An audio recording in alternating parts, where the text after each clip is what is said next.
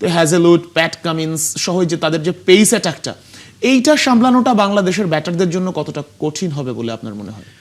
সুতরাং বাংলাদেশ কোনোভাবে আকৃষ্ট করতে পারছিল না অন্যান্য টেস্ট প্লেইং কান্ট্রিদের। যে কথাটা বলছিলেন যে আসলে মানে অস্ট্রেলিয়া যে আসলে সিরিয়াসলি নিয়েছে সেটা তাদের স্কোয়াড দেখলেও কিন্তু বোঝা যাচ্ছে যে তারা পূর্ণ শক্তির দল দিয়েছে। তাদের নিজের উপরে সেই আস্থাটা থাকতে হবে যে আমি খেলেছি এই এই এই মানের পেস বোলিং অ্যাটাকের এগেনস্টে and we have all done well, I have done well. 2003 সালের পর প্রথমবারের মতো বাংলাদেশ দল যাচ্ছে, একটু মানে ফ্যানদের জন্য একটু অবাক করার মতো বিষয় যে বাংলাদেশের হয়তোবা মনে করিয়ে না দিলে অনেকের কাছে একটু চমকে যাওয়ার মতো যে সাকিব তামিমরা অস্ট্রেলিয়ার মাটিতে টেস্ট খেলেনি। মানে কেমন রোমাঞ্চকর আসলে যদি বলি শুরুতে বাংলাদেশের জন্য। না, আমার মনে হয়, ধন্যবাদ, আমার মনে হয় এটা কষ্টার্জিত ট্যুর এতদিন হয়নি, কারণ একটা পর্যায়ে ছিল বাংলাদেশ টেস্ট ক্রিকেট 2-3 দিনের টেস্ট ক্রিকেট শেষ হয়ে যেত। সুতরাং বাংলাদেশ কোনোভাবে আকৃষ্ট করতে পারছিল না অন্যান্য test playing কান্ট্রিদের।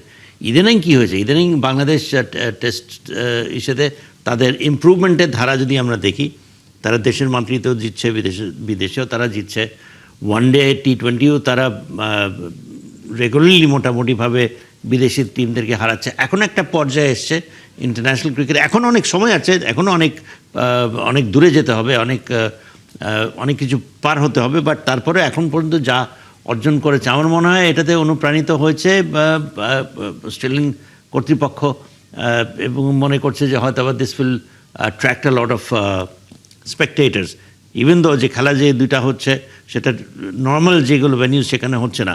But I think যে বাংলাদেশের জন্য it's a good challenge.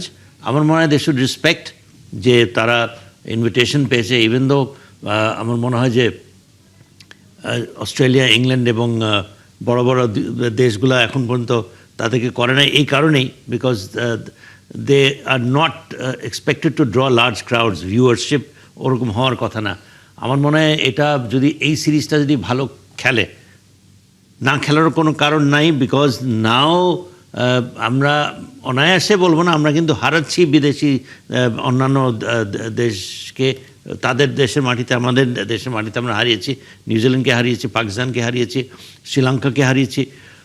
So now we are in a position where we can pose a challenge to Australia and it will be a big challenge. যে কথাটা বলছিলেন যে আসলে মানে Australia যে আসলে সিরিয়াসলি নিয়েছে সেটা তাদের স্কোয়াড দেখলেও কিন্তু বোঝা যাচ্ছে যে তারা পূর্ণ শক্তির দল দিয়েছে। তো হ্যাজেলউড, প্যাট কামিন্স সহ যে তাদের যে পেস অ্যাটাকটা, এইটা সামলানোটা বাংলাদেশের ব্যাটারদের জন্য কতটা কঠিন হবে বলে আপনার মনে হয়?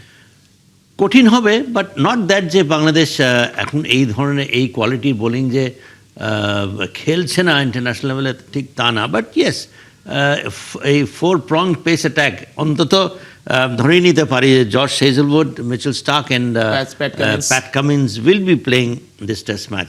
অ্যান্ড ওরা কেবলমাত্র বাংলাদেশ না, যে কোনো দেশের ব্যাটিং সাইডের এগেনস্টে they are a big threat. But Bangladesh প্রথমবার যখন টেস্ট খেলতে গিয়েছিল তখন যেরকম যে অবস্থায় ছিল, হ্যাঁ, এখন কিন্তু আমি মনে করি যে Bangladesh is much, even though শান্ত যাওয়ার আগে বলে গেছে যে ধরনের প্রিপারেশন প্রয়োজন ছিল সেই ধরনের প্রিপারেশন তারা পায়নি। But I think, having said that, I still think তারা অনেক বেটার অবস্থায় আছে। এখন প্লেয়াররা তাদের যদি বেস্ট দিতে পারে, তারা কিন্তু ইন্টারন্যাশনাল ক্রিকেটে ইন্ডিভিজুয়ালি কিন্তু অনেকে অসাধারণ ইনিংস খেলেছে, কিন্তু অভিজ্ঞ মুশফিকের মতো টেস্ট ম্যাচেস, তারপরে মমিনুল হকের 14টা টেস্ট সেঞ্চুরি। আপনি যদি শান্তর ক্যাপ্টেনেরই যদি দেখেন, এখন ইজ ইন টপ ফর্ম, 9টা তার টেস্ট সেঞ্চুরি আছে, 50 অতটা নাই যত না তার টেস্ট সেঞ্চুরি আছে। সুতরাং I think Bangladesh is now in a much better position, যেটা লাস্ট সফর যেটা ছিল তার থেকে অনেক ভালো। বাট এখন yes, coming back to your question, এই পেস বোলিংয়ের এগেনস্টে কীরকম খেলবে, আমি মনে করি তারা যদি ইন্ডিভিজুয়ালি তাদের নিজের উপরে সেই আস্থাটা থাকতে হবে যে আমি খেলেছি এই এই এই মানের পেস বোলিং অ্যাটাকের এগেনস্টে and we have all done well, I have done well. সাদমানকে নিজেকে বলতে হবে আমিও টেস্ট সেঞ্চুরি আমার আছে। আনফর্চুনেটলি মাহমুদুল হাসান জয় নাই, যেখানে নিউজিল্যান্ডে ভালো খেলেছে, সাউথ আফ্রিকাতে ভালো খেলেছে, ডিফিকাল্ট কন্ডিশনে খেলা একটা প্লেয়ারকে নিয়ে যাওয়া হয়নি, এটা আমার ব্যক্তিগত একটা আফসোস। সৌম্য সরকারের একটা অসাধারণ ইনিংস ছিল নিউজিল্যান্ডে, 149।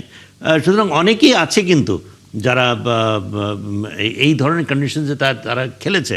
এখন অস্ট্রেলিয়াতে কীরকম খেলে, এই বোলিং এগেন্সে কীরকম খেলে, আমি মনে করি যে অবাক হওয়ার কিছু হবে না, থাকবে না, যদি আমরা তাদেরকে ভালো কিছু একটা করতে দেখি।